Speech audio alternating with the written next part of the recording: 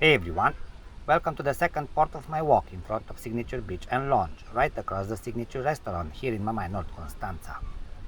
Filmed on another peaceful August morning in 2025, this 4K UHD seaside walk continues the relaxing journey along this modern stretch of beach, where gentle waves, soft sands, and the stylish coastal vibe come together beautifully.